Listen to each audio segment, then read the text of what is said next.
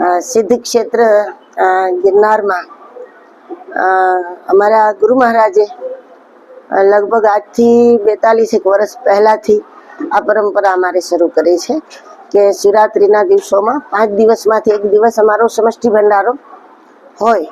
ગિરનાર મંડળના તમામ સાધુ સંતોને આમંત્રણ આપીએ અને ગુરુ મહારાજની કૃપા છે કે સંતો ખૂબ પધારે છે અહીંયા.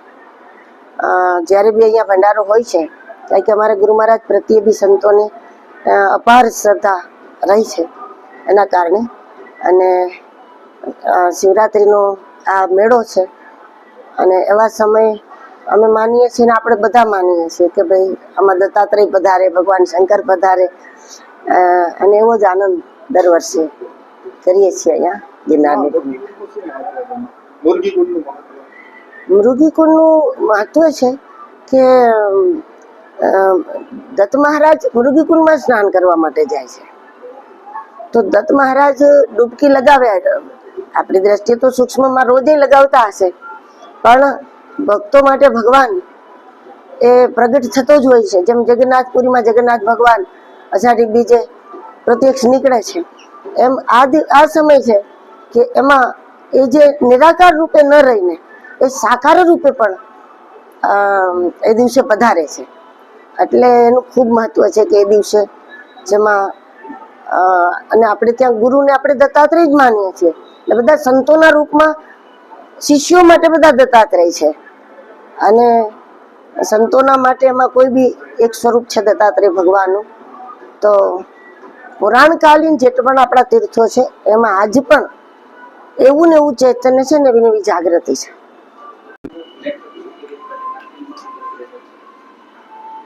આપણે આપ સૌના આશીર્વાદ જોઈએ છે કે આ ફિલ્મ દરેક હિન્દુના હૃદય સુધી પહોંચે અને સનાતન ધર્મ શું છે એની સમજ દરેક હિન્દુને, દરેક સનાતનીને પહોંચે એના માટેનો અમારો પ્રયાસ છે.